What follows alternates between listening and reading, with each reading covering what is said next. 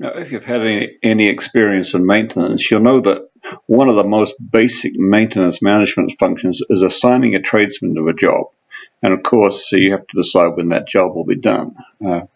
These functions together are called scheduling. Now, scheduling is a complex process because you need to know a lot of information. You need to know when equipment is going to be available for maintenance. You need to know what jobs are in the backlog and how they interact. You need to know the availability of the people and other resources you need to do the work, and you need to know what skills people have. So putting these all together to make a good schedule is complicated, and in all the times we've spent in industries and institutions, what we've noticed is that one of the most obvious opportunities for improving maintenance management is to improve the way that non-shutdown work is scheduled. Now, shutdown work is usually managed quite well because the consequences of not managing it well is very expensive. So it's watched carefully, and the work is prepared carefully, and so on. Now, one of the things we've also noticed is that most maintenance computer systems, you can call them CMMSs if you like, which I don't, but maintenance computer systems often do not do a good job of managing these basic functions of assigning people to job and setting the time when they're going to be done. So almost everywhere we go, we find that scheduling is done in a spreadsheet like Microsoft Excel, and there's a good reason for that. Sometimes it's done in using a critical path system like Microsoft Project, but because non-shutdown scheduling, you are trying to match a fixed resource to variable work. You do as much work as you can in a week with the manpower that you've got. Microsoft Project doesn't work very well. A spreadsheet works better. And sometimes scheduling is still done on paper, and that can work as well too. So we've often seen companies that have spent perhaps millions of dollars on a maintenance computer system purchasing specialized scheduling software because they're not happy with the main system.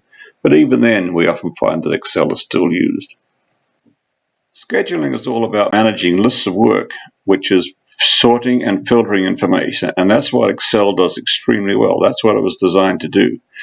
It also has all the Windows features like text wrapping and highlighting and lots of features that most maintenance computer systems are short on, and also most people have some experience with Excel.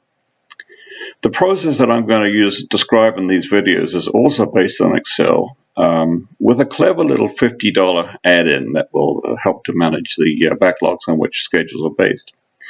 In this part one of these two videos, I'll show you how to set up and maintain a work order backlog, which is the main prerequisite for good work order scheduling. I'll also talk about the way work orders should be formatted and designed and controlled to provide a good basis for building a useful backlog. As I said, I'm not going to talk about shutdowns because they're usually well managed already. Now, these videos are about producing practical, useful schedules for routine, non-shutdown maintenance work. In part two, we will take the backlog and we will extract from that the work that needs to be done next week, and we will build that into a graphic schedule that can be posted so that everybody who's involved, all the stakeholders like the operators, the maintenance people, and so on, can see what the work plans are for the following week. So here's a short list of the prerequisites for good scheduling. First of all, as I mentioned, you need a backlog that has been well managed. It's clean, it's easy to read, and so on.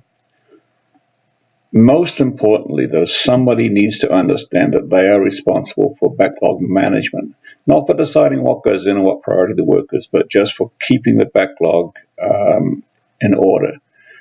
Now, I could argue strongly that it's a very good job for a planner to have, because the planner should be the person who's managing the work and knows what the status of each job is and so on. It doesn't take very long to maintain a backlog once it's set up, so it doesn't take too much time from their planning responsibilities. Also needs to be clear responsibilities for deciding the relative importance of the work that's in the backlog. And that should belong to the area maintenance supervisor and the corresponding position in the production side. We call that the operations coordinator. they should also have that on their job description, so that is their responsibility. You need work orders formatted so that the backlog is easy to read. You've got good descriptions. Every work order identifies the equipment that it applies to, and so on. And the last thing, and also very important, is that there needs to be some strong discipline in changing the status of work orders if they are not changed automatically by the maintenance computer system. For example, when a job is finished, the maintenance supervisor should have the responsibility on his job description to change the work order status to physically complete, or the equivalent of that, as soon as the work is done. So for this demonstration, here's the assumptions that I've used. It's an industrial setting, 24/7 plant operation, although that's not important. The same principles apply to any maintenance organization. That a weekly cycle is used for scheduling, so that in advance of each week, the work that's going to be done in the following week has been determined. It's non-shutdown maintenance work, such as routine work that can be done during normal operation. In this case, we've got a crew of 12 tradespeople. There's 9 mechanical and 3 electrical, and there's a single maintenance supervisor. There's a work week of 5 8-hour days, and the average work order requires 12 man-hours. Now, in our audits, we found that if you divide the number of available hours in a year by the number of work orders completed, it's usually around 8 to 12 man-hours. So we'll use 12 man-hours for this demonstration. And an average backlog of 4 to 6 weeks. That's the time it would take if no extra work is added to the backlog for the workforce to complete the work. So that means that for this crew of 12 people, there would probably be 200 or 300 jobs in the backlog. In our demonstration here, there's only about 45, but you'll see the principle applies perfectly well. There's a good preventative maintenance program. That means that it's based on good reliability principles. It's about the right amount of work. The operating and maintenance people agree that it's important and needs to be done, so it has a high priority. There's an operations coordinator, as I mentioned, somebody in operations who works with the maintenance supervisor to make decisions on when work will be done. And there's an area planner available to manage the backlog and to plan the work that's going to get done. A couple of other things. First of all, as I mentioned, we've got a schedule that's based on a work week. So we're planning for a week. Here we're planning for the week of the 18th to 22nd of April 2018. So we need to prepare a schedule in advance. So the Tuesday and the weekend ahead, that's the 12th of April, we download from the maintenance computer system to our Excel template all the work that is in the backlog for this particular maintenance crew. Sometime during that week, we'll prepare a schedule, issue it, and then the work on that schedule will be started on Monday. So if you're following the weekly schedule, you can see that by Tuesday of the following week, the next week, we do the next download, and that is the download that's used to prepare the schedule for the week of the 25th, and so on. So every Tuesday, you download from the maintenance computer into your backlog and manage that work so that the schedule can be prepared for the following week. Now, that's important because it does affect the way that the backlog is managed, as you'll see. The other thing is that for preventive maintenance work that's done on a regular basis, it's initiated by the maintenance computer system. That needs to have its own timeline. In this case, we've got a monthly PM that is due on the 18th of April. Now, for that to be included in the schedule, it needs to be generated by the computer before the schedule is prepared. So it's generated the Monday the week before. It gets added to the backlog and included in the download on the 12th. And then when the schedule is prepared on the Thursday, it's added to the schedule for the following week. The other assumption I make, and this is an important one for people running PM program, is that you should determine when a PM is considered to be overdue. It's not overdue that the instant is generated. It's overdue at some time. And the assumption we made here is that it's overdue when 1/3 of the frequency has passed. In other words, for a monthly PM, If it's not done within 10 days of the date it was due, then it's considered to be overdue. And in our priority setting process, you'll see that will bump the priority up to a higher level. Now, there's a couple of things to point out before I get into the details of this demonstration. First of all, you have to understand that scheduling maintenance is hard. It's much more difficult than planning because there are so many things that have to be taken into account, and there's so much detailed knowledge of all the work that is required. The second thing is that maintenance work is very hard to estimate. Many jobs are unique, and most one starter will reveal something that changes the time required. So if you prepare a weekly schedule and issue it on Thursday, that's almost certain that it will be wrong come Monday morning. Now, that's something that people don't often recognize, and anybody who's done maintenance will know that. You don't know how long many jobs are going to take until you have opened them up and see what you're faced with. Now, that does not mean that scheduling is a waste of time. It's an essential document that puts all the work in order of the highest priority so that if something breaks into that schedule or a job can't be done as scheduled, you know which is the next job to go to that will get the most value for the time that you spend during the week. The other thing is that from my experience, you might be in an environment where your tradesmen had never been told how long their assigned to should take and they won't like scheduling. Now, it's important to stress that the purpose of a schedule is not to measure their productivity, it's to make sure that the most important work gets done first, that it's properly coordinated, and it gets done when your operations people expect it to be done.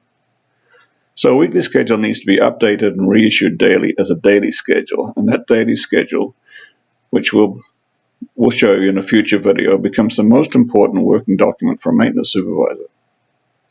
Now, putting together a prioritized backlog takes some time and effort the first time, but it doesn't need to be done again. All that's needed each week is to slot the new jobs into their correct place in the priority list.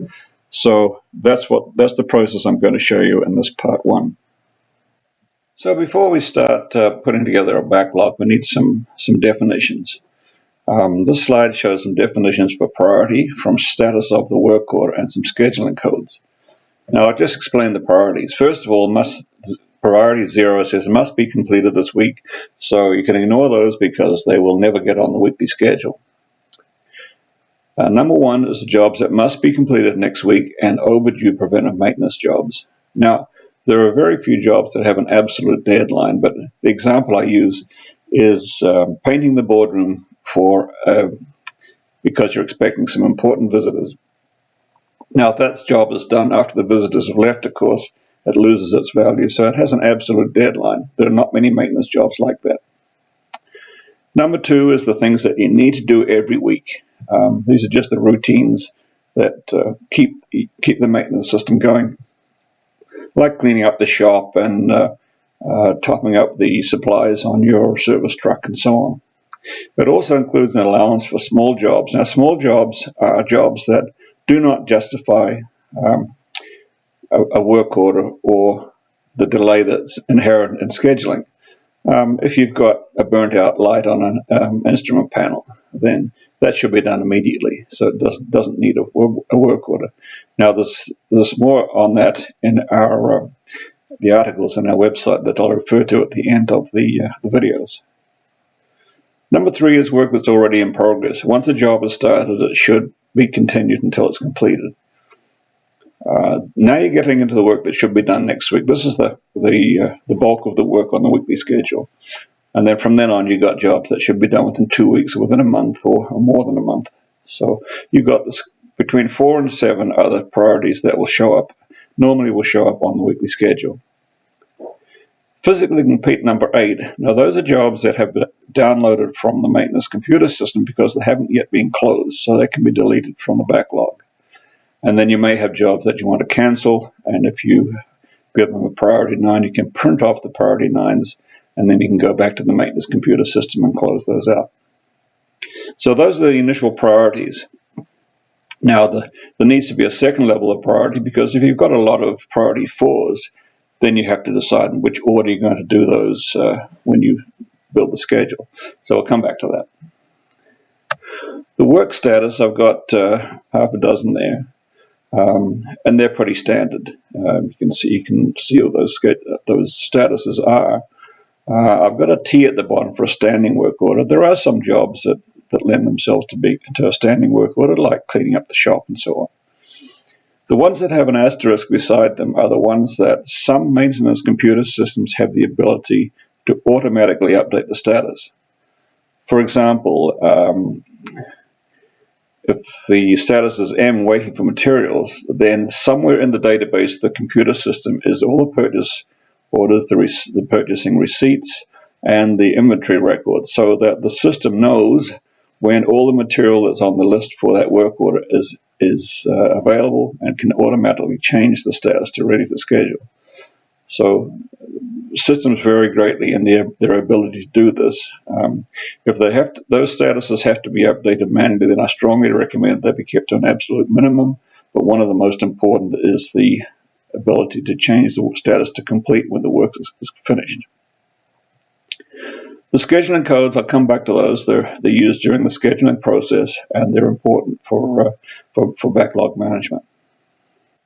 The other code that we need for scheduling is the PM frequencies. Now, some schedules do not show that, but I think it's very important information to show. And the codes that I've got for PM frequencies are in numerical order, so that when you sort the backlog in Excel, the PMs are put in the sequence in which they should be done. You'll notice that for each of the weekly PMs, they have a day, so that they will be scheduled to be done the same day each week. It doesn't make much sense to do a weekly PM on Monday one week and on Friday the next week. So this keeps them on the right days. And then there's the frequencies, as you can see, that go down to once a year or more. The priorities for PMs, they default to 4 for weekly and 2 weekly and monthly, 5, which means they need to be done in the next 2 weeks, quarterly, and so on. So you can see the initial priority sort for PMs is established, and they can be recorded in your maintenance computer system. Now, to set up and maintain a work order backlog, there's some steps to follow, and that's what we're going to go through in this part 1 of this video. First thing is to set up a template in Excel that you can download from the maintenance computer into the right format. Second is to download those work orders from the maintenance computer to the template so that you can sort and manage them to build a backlog. And the first step there is to sort them into order of priority. Then you need to add some information that is required for scheduling. And then once that is done, you've got a complete backlog that you can use as a base. Now, as things change each week, you can maintain the backlog by removing the completed work orders and slotting new work orders into the correct place as you determine by their own priority. So that's what we're going to go through here. So to start building the backlog, we need to transfer information from your maintenance computer system to an Excel template.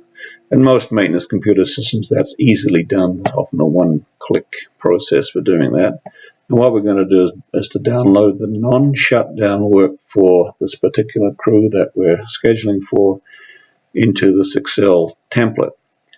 Now, what we're going to do with this template, we're going to expand it to include some scheduling information, and that will become the backlog. There is absolutely no need to transfer this information back into the maintenance computer system. The maintenance computer system, if you're going to use Excel for scheduling, the maintenance computer system should do what it's good for, which is tracking the costs of work orders and planning work orders. But then in the Excel spreadsheet, which will be properly constructed and properly secured, will become the backlog. So this is the template for the backlog. I'm going to unhide some columns here to show that when we have this template complete, it's going to contain some information that does not reside anywhere in your maintenance computer system, which includes the priorities for the work, some scheduling codes, and some comments that are used for scheduling only. So here we have the information from the maintenance computer system downloaded into Excel. I want to explain these columns in some detail. First of all, there's a work order number. That's the key, and that these work orders are sorted in order of work order number, oldest to newest. Every work order must be charged to a piece of equipment. and in this case we've got the equipment number and the equipment description. It's a very important database principle that whenever you show a reference number like an equipment number or a work order number, you must always show the description. People cannot remember equipment numbers and work order numbers. Now the work order description, because you show the equipment description, the work order description can be very brief. Now remember that the people who are reviewing this to set priorities and to start to set up a schedule are the maintenance supervisor and the operations coordinator. These are people who have reviewed these work orders already. They understand the work. They just need a very short description to identify the work in their minds. So if you look at some of these examples here, we've got, for example, work order 4213. It's a one-word description on the work order. It says repack. You know that it's for number 2 mill water pumps, so a mechanic can go and do that job. Now behind this work order there may be a work order package with some repacking standards, with a list of materials and tools and so on. But the people who are sitting down to put these jobs in priority order don't need to have all that information. So this can be a very brief table that is actually compact enough that it can be printed and so on. The PM frequency is shown, and I'll explain why that's important soon. The work order status, if we go back to work order codes, there's some status codes that should be recorded in the maintenance computer system and carry over. The date that the work order was originated or the PM was generated is included, and then some estimating information. You have to have an estimate if you're going to schedule work, and this doesn't have to be that detailed. It's really a best guess by the maintenance supervisor. Not much point in spending a lot of time on estimating unique maintenance jobs. Now, if I unhide these additional columns, you can see we've got room to put in priorities. They're empty, but over here we've got some scheduling comments. For the routines like checking the inventory in the shop truck, the service truck, every Friday afternoon, that's done. For small jobs that don't justify a work order, there's an allowance there for a couple of hours a day. Here's a scheduling comment that is very important and is a good example of why it's important that somebody who understands the work manages the backlog and manages the schedules. This is a mechanical job to replace a sprinkler head, and the planner is saying do it with the work order 4573, which is an electrical work order to do the relamping. Now those two jobs use the same scaffolding, so there's a lot of synergies in doing them at the same time. That's the kind of interaction between work that's important to include in these scheduling comments. And there are some other restrictions. Some of them require a particular order to be run, some need a crane, and so on. There's also some delivery information here. There's a work order that's waiting for materials, that's the status. But you can see that the material is going to be on site during the week that we're scheduling for. So you know that in fact you can schedule that job. So the first step in building a schedule is to sort these. The initial sort, we'll go to data, sort. We're going to sort by preventive maintenance frequency. Now, this puts all the PMs at the top of the schedule, top of the backlog, and you can see that because we've used the codes that we discussed earlier, these PM codes, they're in numerical order. They sort the PMs into the dailies, Monday, Tuesday, Wednesday, Thursday, Friday, then monthlies, 3 monthlies, and so on. We also said that PMs should have a default initial priority, so anything up to 1 month is 4, and so on. So we can fill those in on the in these columns, and if I click on the next tab, I've got all those filled in. Now we start the largest job and setting up an initial backlog, and this is where the maintenance supervisor and the operations coordinator need to go through the whole backlog, which for a crew with 12 people, and it could be 200 or 300 work orders, it takes a while to do it the first time. It doesn't have to be done again, as I'll explain. But you need to go through each of these unique work orders and put on an initial priority. So they look at each job and say, the sprinkler system, that can wait for a month or so. The clarifier seal, that can wait longer. We need some hot weather for that. The shop, that's been waiting in the wings for a while. Let's see if we get that started next week. Pipe hangers can wait for a couple of weeks, and so on. You might find there's a safety job down here. There's a safety job. There's some exposed insulation. We'll do that next week and so on. So you carry on that process, and if I go to the next tab, we've got all these initial priorities completed for all the backlog. So now we have all the initial priorities in there. We can resort the backlog.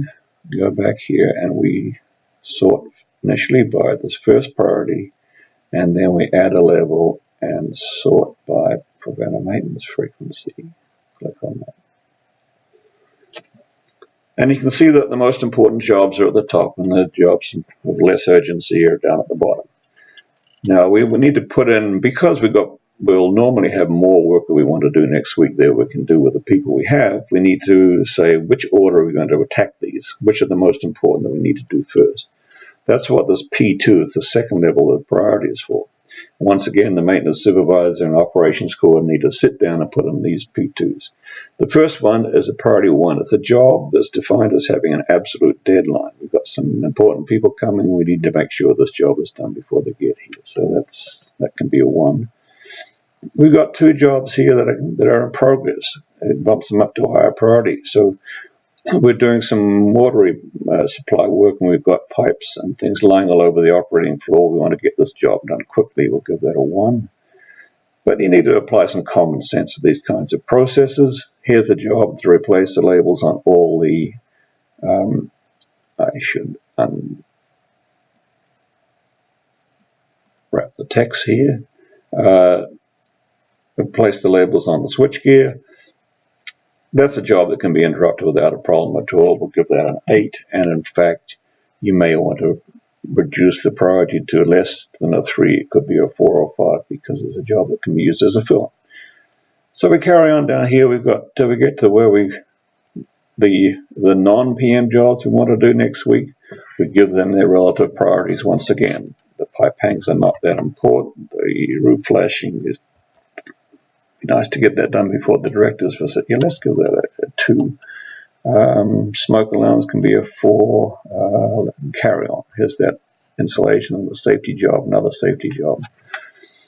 And we carry on. We end up with all the P2s being filled in. You don't need to worry about the P2s for the 7s, 6s, and 7s because you're not really going to get involved with those for another few weeks.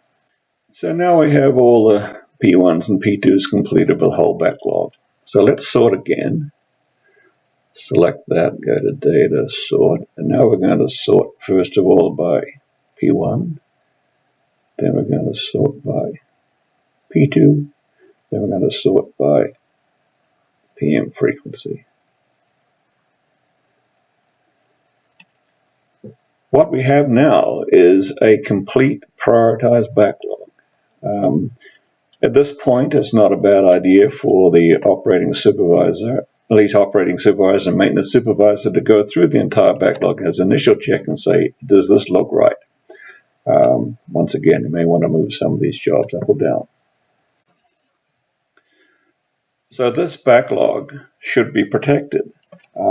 It's a very good idea to password protect it, back it up, and put it on your server as a read-only file so that anybody can access this to see their whereabouts their jobs stand in the priority order.